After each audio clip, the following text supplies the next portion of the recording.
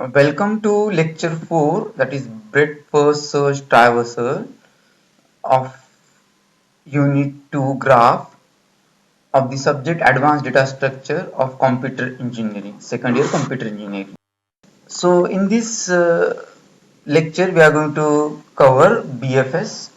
We have already seen definition and terminology, graph representation and graph traverses DFS in last 3 lectures.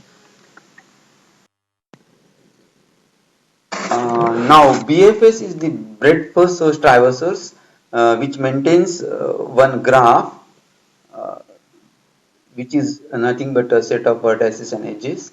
So this version, as it uses Q, it has only one form, that is called non-recursive version form.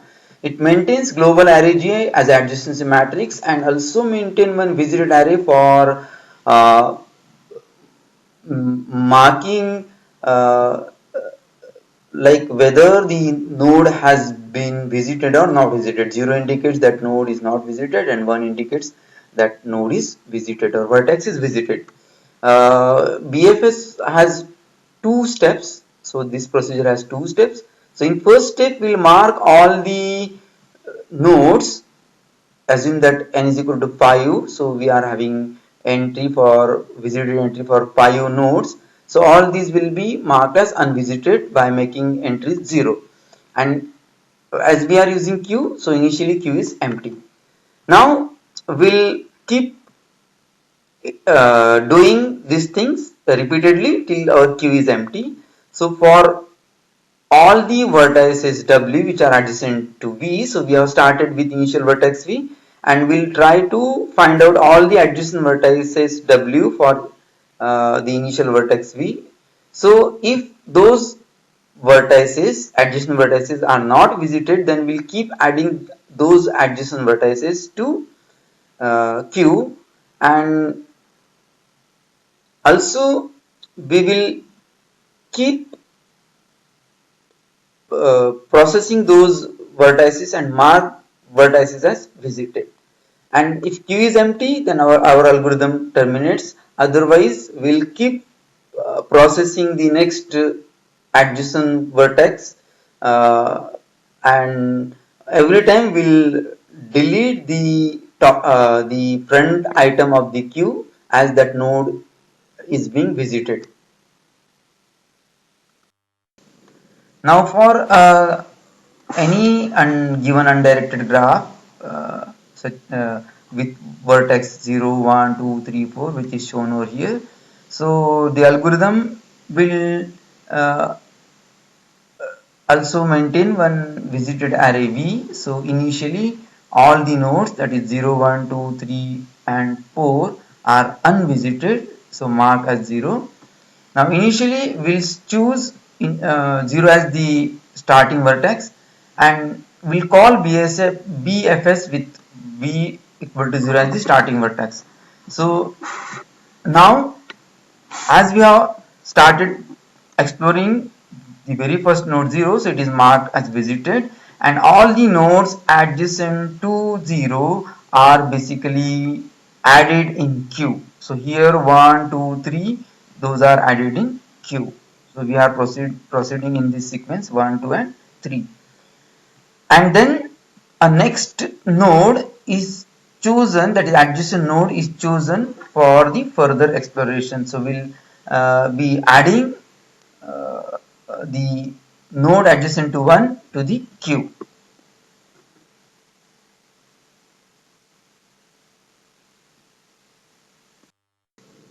Now here we'll now start exploring the next adjacent vertex 1, and that 1 will be removed from the queue. So node adjacent to 1 are 0 and 2, but 0 is already processed and 2 is the only node which is to be explored, but as 2 has already been added to the queue, so that node will be taken as a node to be explored further. So here that node will be taken for processing, and it is marked as visited, so v of 2 is 1. So now the node adjacent to 2 are 0, 1, 4, but you see that 0 and 1 are already processed, so only 4 is the item which is to be, 4 is the node which is to be added to the end of the queue. So here, as we are maintaining queue, so every time the algorithm will take a node for exploration and will try to add all the adjacent node to the queue, but only those nodes which are not yet visited. So for 2, 4 is the only node which is not yet visited. So that is added. And as we have already explored 2, so that is deleted from the queue. So now queue has 3 as the frontmost item. Now that next item or node to be explored is 3.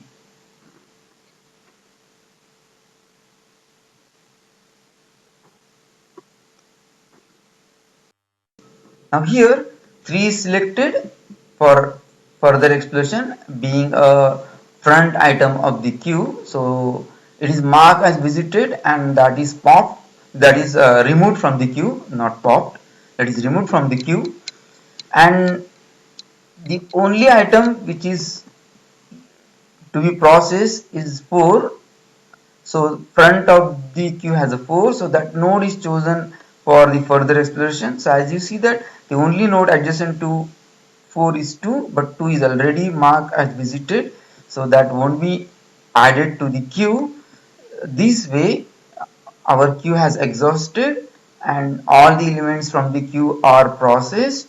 So we will mark this 4 as visited, and as queue is empty, algorithm terminates.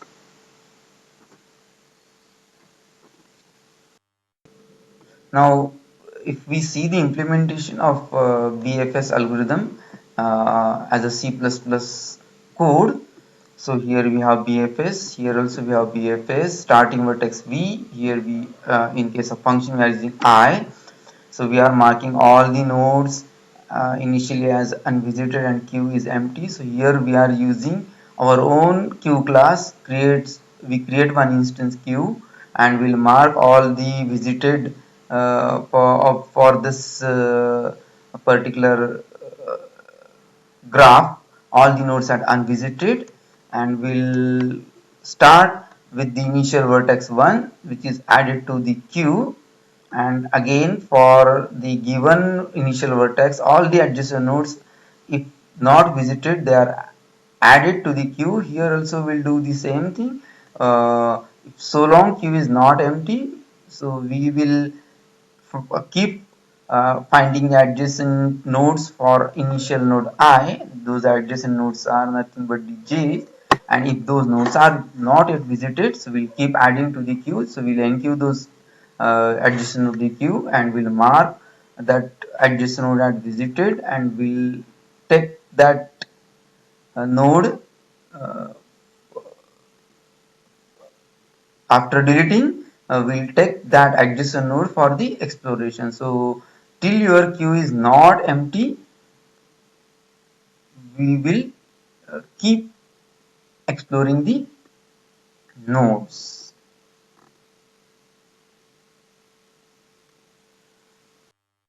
So as a concluding remark, all the adjacent nodes or vertices for any given graph which is represented as adjacency matrix will require big O of n time to determine the adjacent vertices, because there are at most n vertices, and the total time taken for BFS is big O of n square, because we are having graph G as the adjacency matrix of n cross n size, where n is the number of vertices.